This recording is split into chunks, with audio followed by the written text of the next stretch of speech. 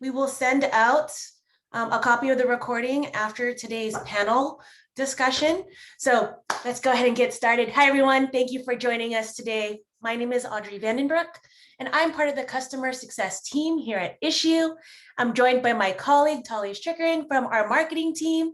He'll be monitoring our Q&A section, so please feel free to ask any and all of your questions in that section throughout the event.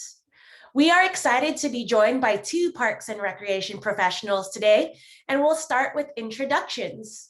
Ladies first, naturally. Jillian, go ahead and kick us off. Yes, hello everyone. I'm Jillian Riches. I'm the Marketing and Communications Director for Carmel Clay Parks and Recreation. We're located in Carmel, Indiana, so about 30 minutes north of Indianapolis. Our community size are about 100,000 residents.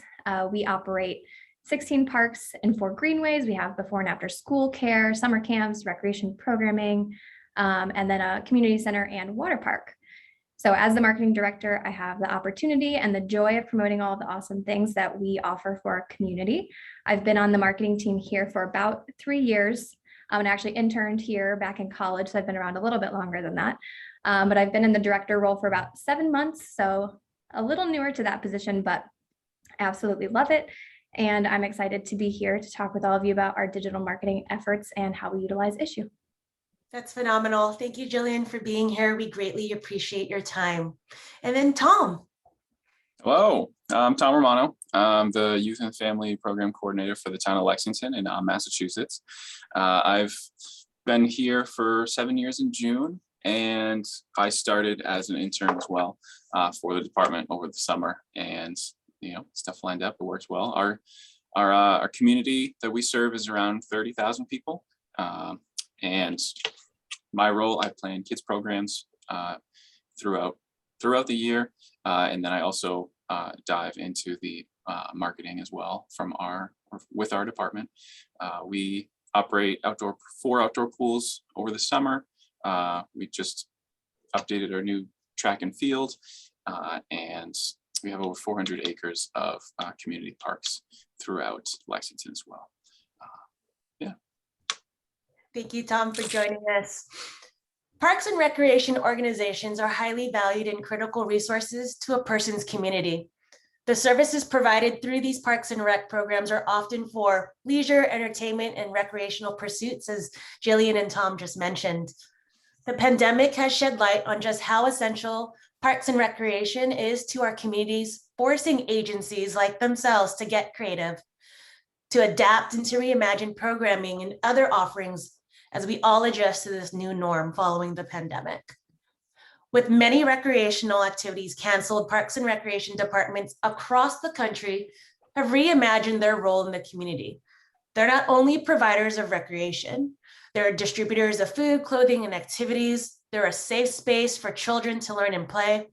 They're providers of socially distanced and virtual programming, and they serve as a bridge to create cross-agency partnerships with other groups in the community to leverage resources for the greater good. So my first question to kick us off, how have your respective organizations responded to the pandemic? And in result, has your digital marketing strategy changed or all of a sudden take pressing priority over traditional marketing? Yeah, I can start off on this one. I would say, like all park and rec agencies, we've been greatly affected in terms of budget, staffing, marketing tactics. Basically every facet of what we do has shifted since the pandemic. Our main revenue generators are community center, our before and after school care, summer camps and water park, and of course during the pandemic.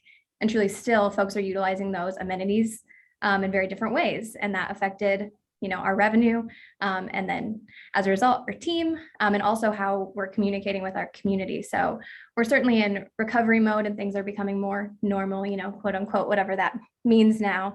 Mm-hmm. But our initial reaction, I think like most others, was virtual. How many things can we take virtual? So we had Zoom fitness classes and Facebook Live rec programs, but it also affected our marketing in a lot of ways. We had really used digital marketing as a supplement to traditional tactics prior to the pandemic. So, direct mail, print publications. And then once the pandemic hit, digital marketing really became more of our our bread and butter. So I would say, email, Facebook groups, Issuu provided an easier, more cost-effective and efficient way for us to communicate with our community. And a follow-up to that, once the pandemic hit, so many things were changing so rapidly.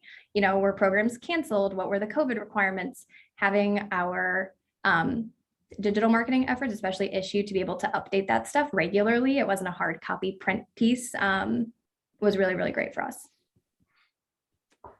Thanks, Jillian. Tom, how about you? How did your organization adapt during the Yes, pandemic? At first, obviously, we were like, oh, what are we going to do? And then, Yeah. we adjusted as much stuff as we could online. We had, virtual Family Feud nights. We did a 5K with other rec departments across the country, which was pretty cool. And then marketing piece of it. I mean, I've always been trying to make our department a little more like in with the times in terms of marketing. And, with us having to go completely virtual, it gave that opportunity to kind of be like, hey, we can put this online now. A lot more people can see it. We can see how many people actually read it. We can see if they use it through like their phone or their desktop, things like that. And we still do have some traditional marketing, like we'll put up sandwich boards in high traffic areas throughout town. But as far as printing things, it's definitely really gone to digital, and Issuu's been very helpful with that. How do you rally your teams? Like you're encountering this not alone, but you have a team there to support you. You have a community almost depending and reliant on what you're going to do next. So how do you begin that process of corralling, like the thought process and organizing yourselves to make this happen digitally? I mean, we'll sit down together. I do marketing meetings with our staff here, and just to kind of like keep people up to date on what I'm doing. If it's better for, like I can advertise their programs. We do e-newsletters, and then corralling the staff.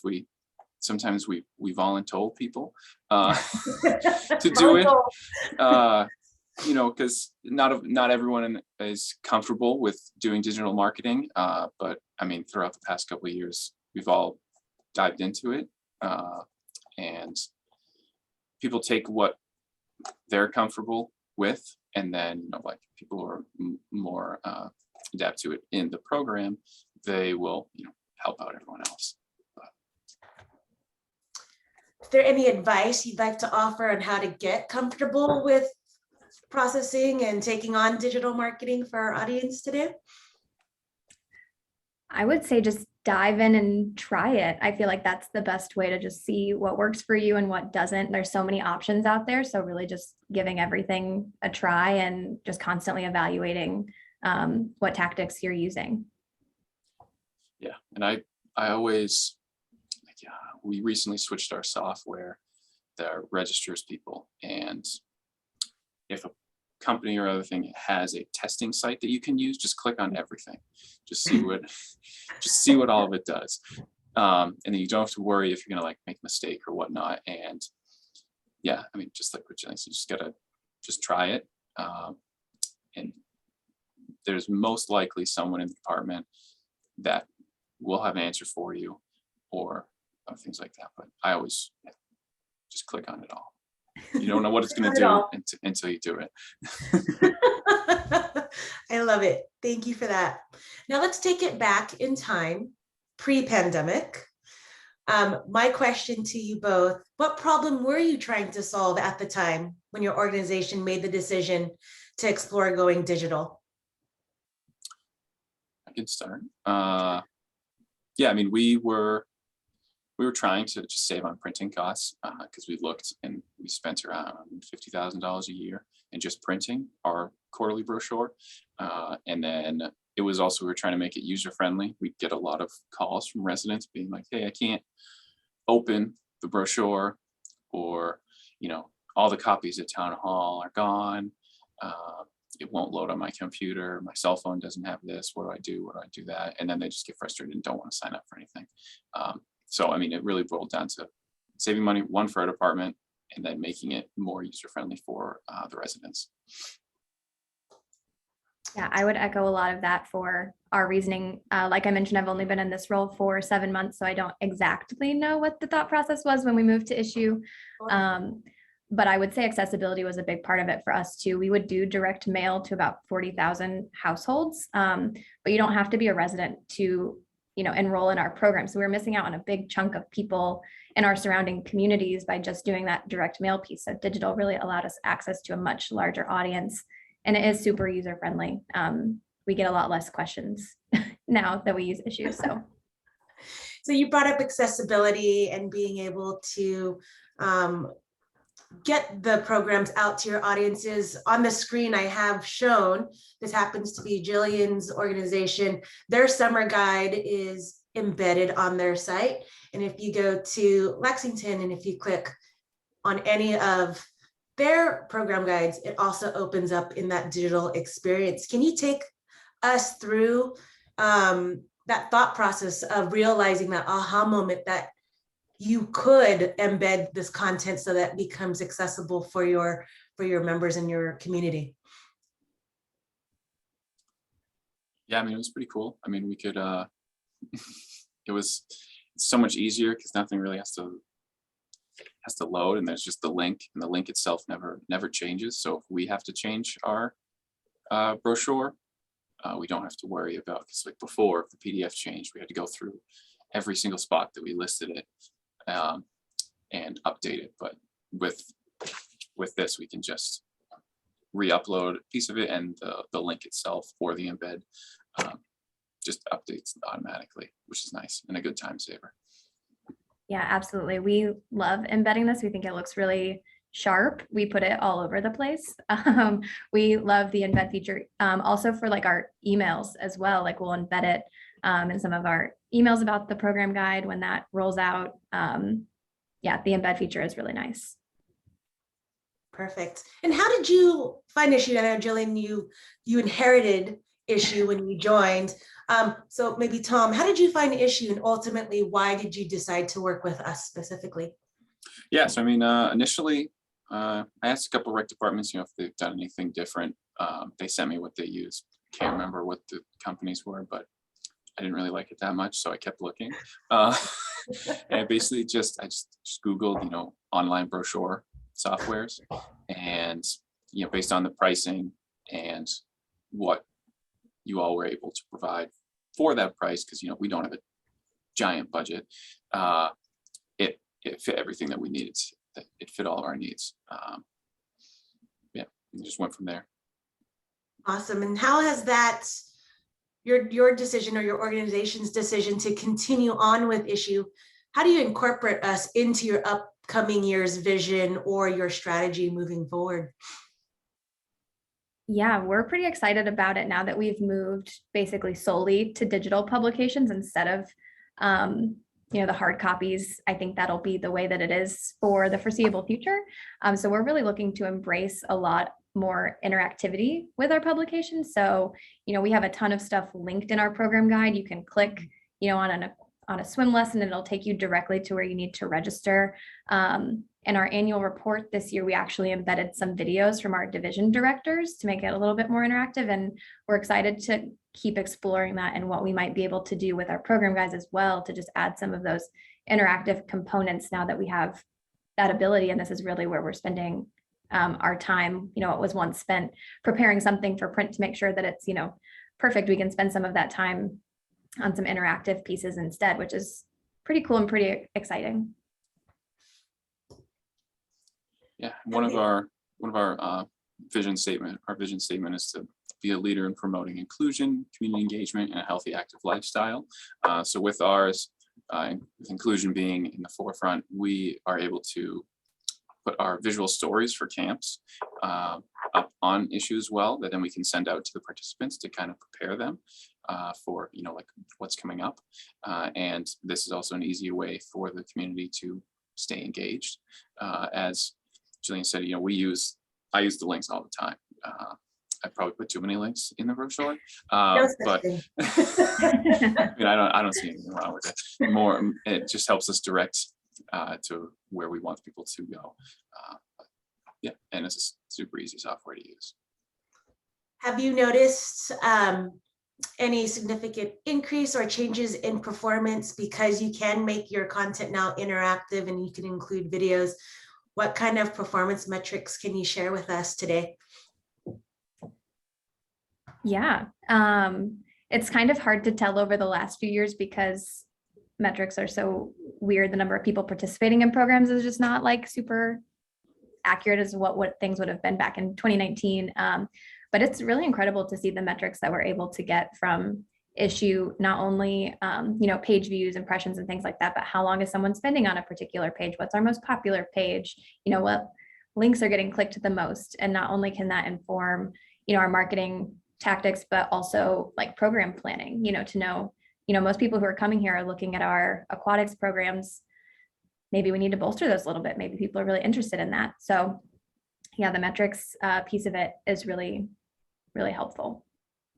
Yeah, no, I completely agree. I mean, our summer brochure, we had almost 5,000 people read it since February 24th is when we initially uploaded it.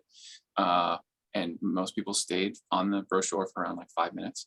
And yeah, it's nice the in-depth that it goes, because then sometimes we'll take those numbers, compare it to, how many registrations we had in that time frame. And then we can say, oh, we out of the X number of people that read it, a percentage of them went to our website and, signed up for a program. And, we've noticed that it hovers in around like 30% or so do that, which before we're just like, yeah, we'll send it out to every household. And then you've no idea if they got there through the brochure or if they got there through a friend or whatnot. But it's nice to actually see the data with not much work associated with it as well. Mm-hmm. Do you also find that the data helps you craft whether or not you need more classes for specific sport or leisure activity? Do you find yourself having to maybe extend different locations to offer a particular activity? Because I know here locally where I live, there are 4 rec areas in which you can take a class, and we either condense or add to the locations because participation demand is so high. Does that help kind of craft that part of the strategy too? Yeah, I definitely think it supports it. I think we hear that kind of thing through a lot of different channels, whether it's word of mouth or whatever, but I think that the metrics from the program guide are definitely like a supplemental metric to kind of push that a little bit further and prove like, yeah, there is a need for this at XY facility, or we need more of this type of program for sure. Yeah, no, it helps us as well to figure out, what is working well, or if over the past couple guides we've had one program that no one ever clicks on. We're like, oh, okay, well, I guess it's time that program cycle has ended type of thing. Got it. And I know our audience members must be asking this question based on your responses. Can you tell us about the size of your teams and what your roles are to produce your community guides and program guides? How much do you create in a year? Or are you doing this alone? So we have, in our department, we have 10 full-time staff. 5 of us are like the main programmers, and our brochures, a design company makes them, which is extremely helpful.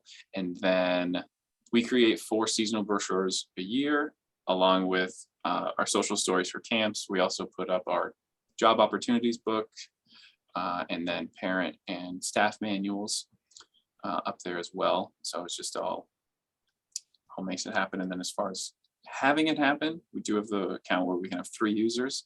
So other people will go in and help from the team. But we don't have a marketing team.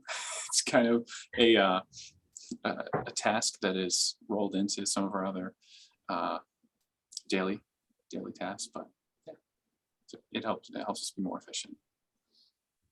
Yeah, we're a little bit different. We have about 50 full-time employees in our entire team. And then there are 2.5 of us on the marketing team. We have a part-time graphic designer, which is awesome to have. And actually I'm hiring. So if anybody's interested, a little shameless plug. But yeah, so there are 2 of us on the marketing team. We produce between 6 and 8 publications a year. We have 3 rec program guides, a summer camp guide, and we do our annual report, and 2 like magazine type publications. The way that it works for most of our publications is we just work specifically with each division on what their needs are. So for the rec program guide, we work with the recreation and facilities team, our rec programmers, to put that together. They give us the content, we edit and organize it, and then our graphic designer makes it beautiful. And then, from there, we kind of handle pushing it out to the public.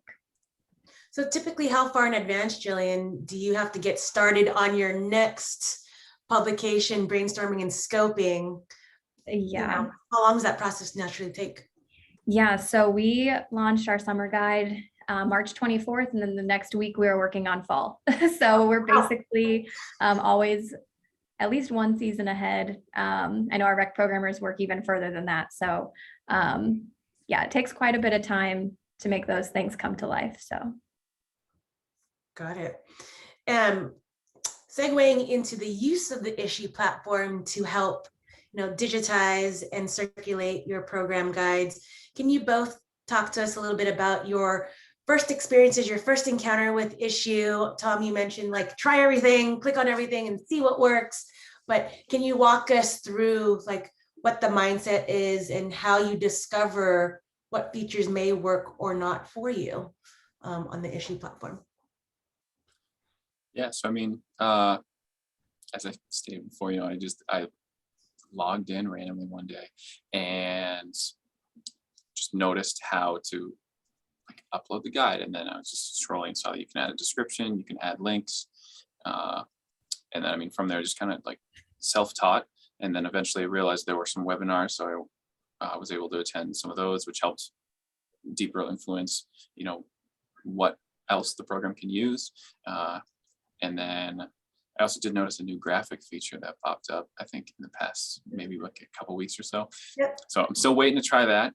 I'm sure there'll be some way that I can roll it in to our department. But yeah, it's very user-friendly on my end, at least.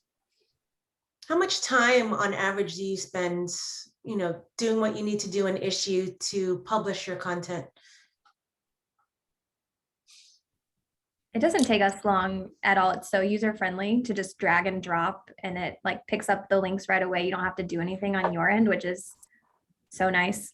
I would say a few hours tops per publication, but that's just like in total of, if we need to go in and fix anything on our end almost. So it really takes no time at all. And it's really been integrated into our rollout strategy. It's like, okay, the publication's final, next step, upload it in Issuu, get it all ready to go. And then it's just kind of part of our rollout process now.